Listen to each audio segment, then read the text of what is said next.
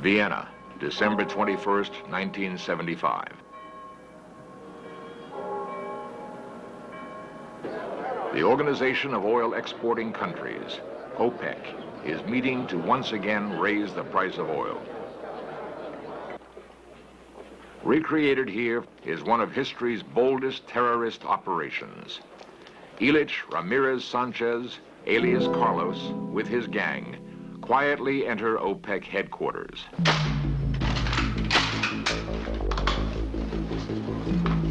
Their plan? Hold the powerful oil ministers hostage and kill the two most important members, the oil minister of Iran and of Saudi Arabia. Who is Carlos? How did he dare dictate terms to OPEC and become the most wanted man in the world?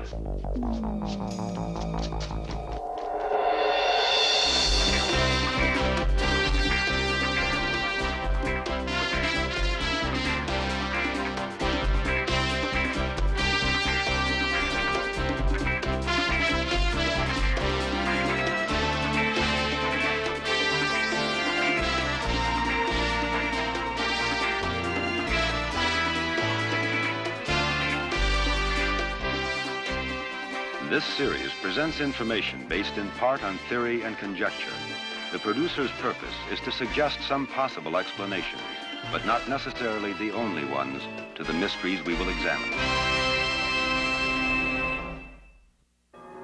4 days before Christmas, 1975, Vienna was quiet. It is Sunday. Guten Morgen, OPEC. Yeah? Even so, members of OPEC are in conference at their headquarters. Hello? A receptionist is on duty outside the conference room. Yeah. Bitte. Security? Only 2 aging Austrian policemen. After all, who would attack OPEC? Less than a mile away, a squad of Einsatzkommando, Austrian anti-terrorist police, is on duty. This unit has been in existence since the Munich Olympic murders of 1973. Christmas carols take the place of crime reports on the radio. The only conflict, Black Knight takes Queen's Rook. Carlos' attack on OPEC headquarters is recreated. Casey!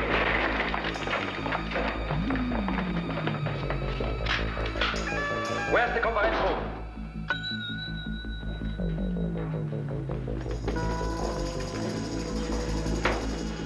Are you a policeman? Yes? Hallo, es wird hier geschossen. Hallo. The receptionist tries to call police. Geschossen. Hier ist OPEC. Hier wird geschossen. Hallo. Hallo, hier ist OPEC. Es wird geschossen. Carlos was trained by Soviet KGB agents in Havana and Moscow. He taught his followers that intimidation is a powerful terrorist tool.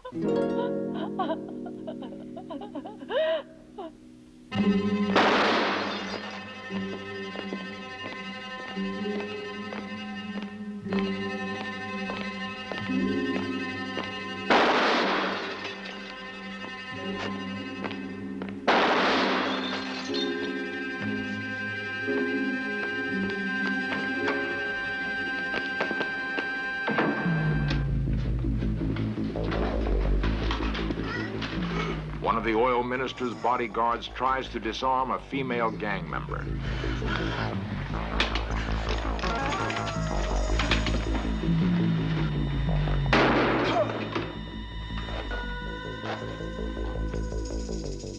Mischance keeps making the operation bloodier.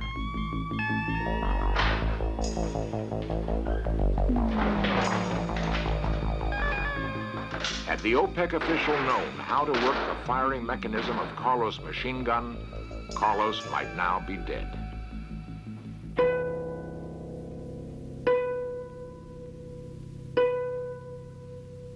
The conference room, now a prison for the hostages, is mined with plastic explosives. To further intimidate his captives, Carlos has ordered some charges be real, some be fake. But which terrified prisoner will risk his life to find out? Down! Get down! Everybody down!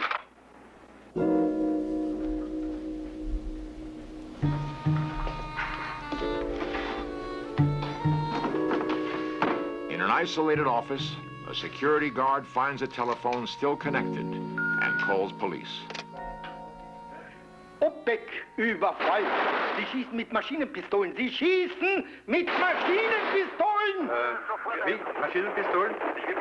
OPEC, ja, wir kommen, ja, ja. Dispatchers alert the Einsatzkommando. Anton 2, Sektor 1. Ja, wir kommen! Alarm!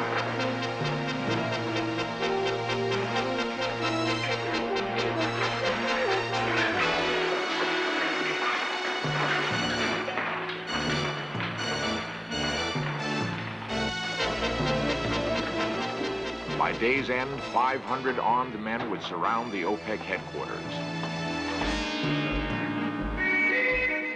As the commando squad races toward OPEC, Chancellor Kreisky is summoned to Vienna from holiday to negotiate with Carlos.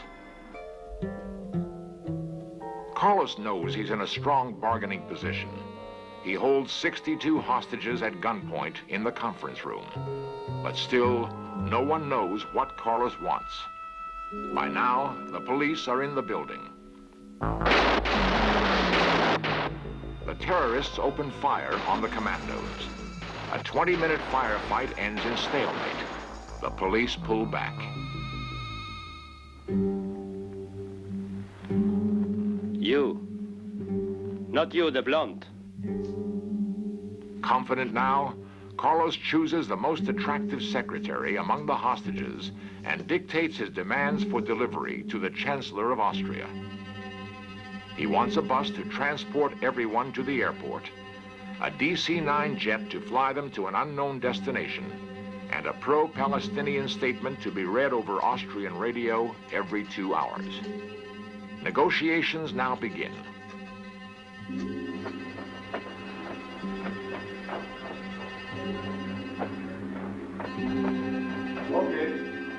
An Iraqi diplomat acts as go-between for Carlos and Chancellor Kreisky.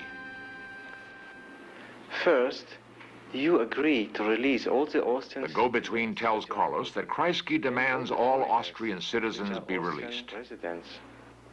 I command here, not Kreisky, not anybody else. Me, Carlos, I give the orders. I decide who goes and who stays. Didn't you tell him who I am? I told him, you are Carlos, the famous Carlos. Flattered, his ego boosted, Carlos agrees to leave right, most of the hostages behind. I wasn't going to take them anyway. Throughout the operation, Carlos lost no opportunity to remind his hostages and the police that he was the same Carlos wanted throughout Europe for bombings, assassination attempts, and the cold-blooded killing of at least 6 men. Kreisky then gives in to Carlos' demands. Now, he has succeeded in bringing Austria and the mighty OPEC to their knees. At dawn the next day, Carlos leaves OPEC with 35 hostages. This is actual film of that morning. Here, Carlos plays out a bizarre scene, shaking hands and even embracing those he had terrorized hours earlier. Psychiatrist Dr. Frederick Hacker is author of the book Crusaders, Criminals, and Crazies. Well, we see that very often, that some kind of strong emotional and affective ties develop between kidnappers and captured, particularly when the siege goes on for a longer time. And it seems as if a we group, so to speak, is forming that then turns against everybody who does not belong to that, namely the police, even the relatives of the victims. And it is this strange communion that seems to form in the face of extreme danger that, that engages our attention.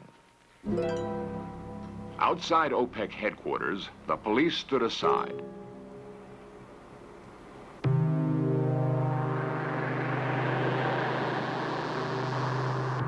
The bus left for the airport where the DC-9 was waiting.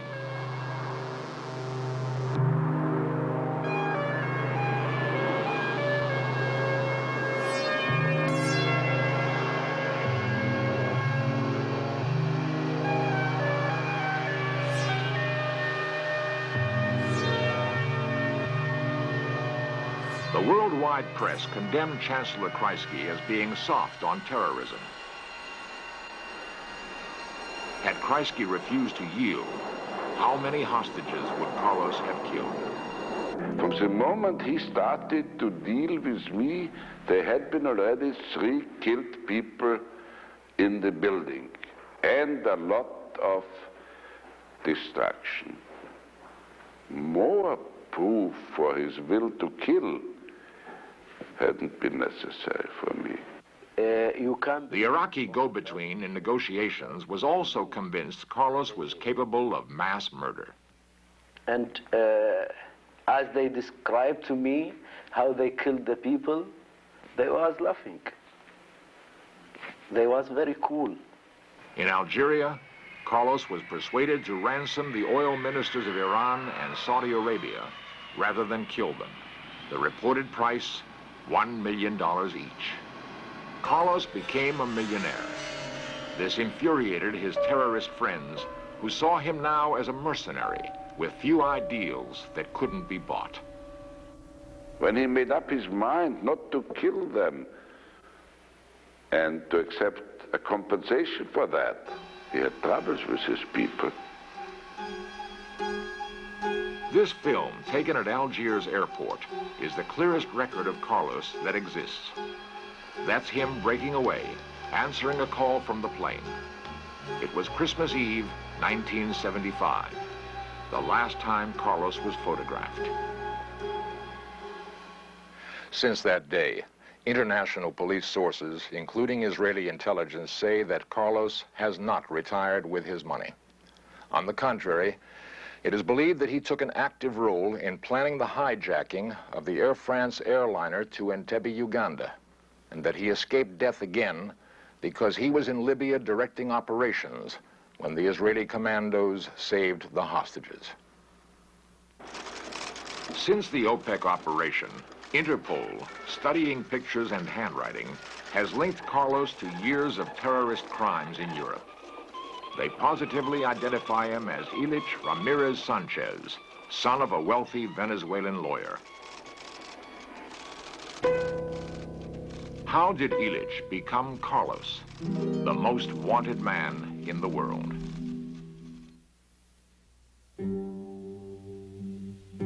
It had been a fast and bloody rise in the underworld of international terrorism for Carlos. After OPEC, at age 26, he was the acknowledged ringmaster of terrorism in Europe. Who is Carlos, and how did he achieve his infamous reputation? Few sons have been fashioned by their fathers as completely as Carlos. He grew up as the pampered son of a devout communist. In business affairs, however, Dr. Jose Sanchez is a capitalist, having made millions in real estate. He is now retired to the small village of San Cristobal in the Andes. This rare film of Dr. Sanchez was taken over his protest.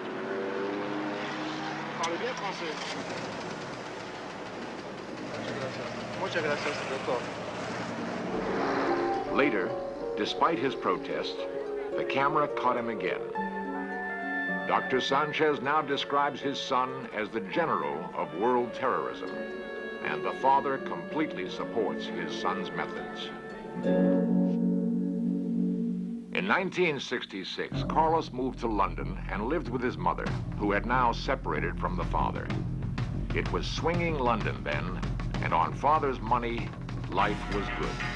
Shopping in Carnaby Street for flashy clothes. Carlos was fascinated by James Bond films and loved music of the Beatles.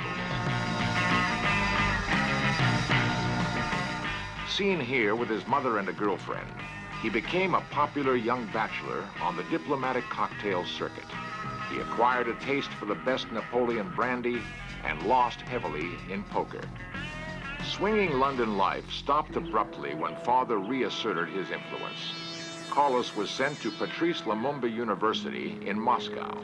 He studied terrorism for 2 years. Then, the playboy habits Carlos learned in London appeared to annoy his Russian hosts. He was expelled. From Moscow, the Carlos Trail leads to Palestinian training camps in Lebanon and Jordan. In camps like this one, Carlos was trained in the use of terrorist weapons. Sitting among his classmates from a dozen countries, it is here the alias Carlos Martinez was first used by Ilich Ramirez Sanchez. The name stuck, and the transformation from Ilich the student to Carlos the terrorist was completed. He went to work for the Palestinians. His first assignment, deliver machine guns and grenades to the fanatic Japanese Red Army, who had agreed to attack the passenger lounge at Lod Airport, Israel. The toll, 28 killed, 78 wounded. Police investigations begin to link Carlos with his terrorist crimes. He is identified as the mastermind behind a rocket attack on an Israeli jetliner at Orly Airport, Paris. The rockets missed. The terrorists escaped. All Europe reacted by surrounding airports with troops and tanks, not seen here since the Second World War.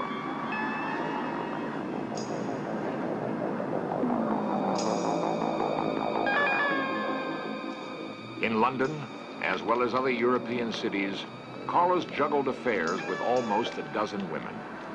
He prided himself as a great lover, and through his extraordinary appeal, used women to provide safe havens. In London, one such lover is Angela Atayola, a Spanish waitress. Here, Angela is escorted to jail by Scotland Yard agents. In her apartment under the bed, they found a suitcase. It contained a hit list of potential assassination victims, explosives, ammunition, and guns, one of which was used in the attempted assassination of British businessman Edward Seif. Carlos himself always miraculously managed to escape.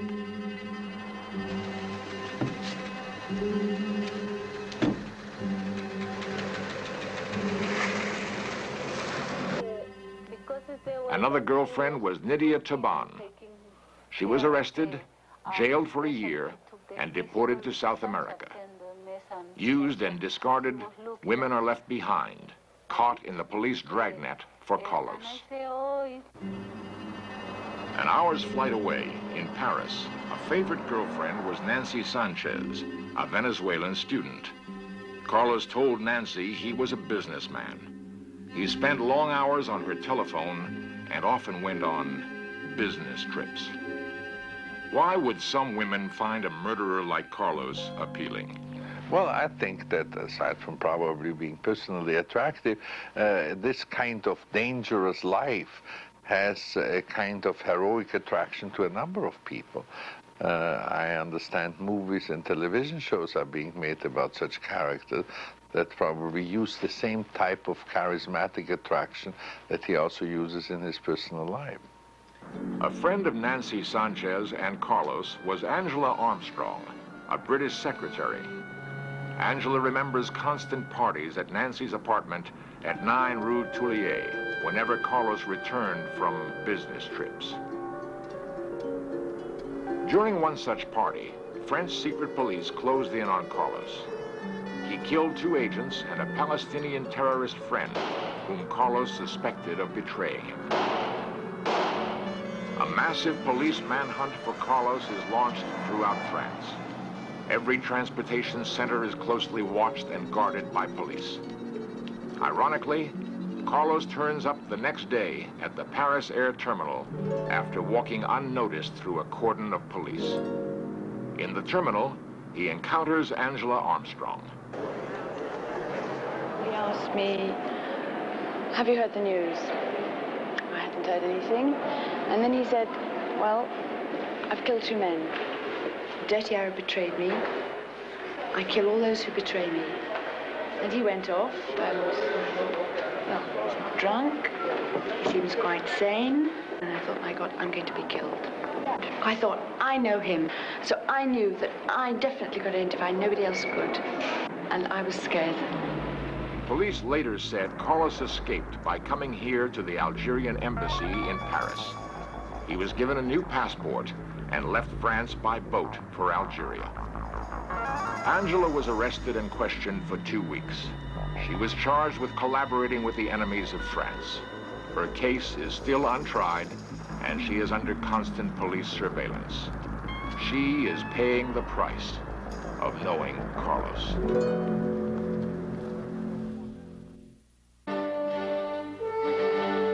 The high cost of combating terrorism is affecting us all. We pay for increased security at airports.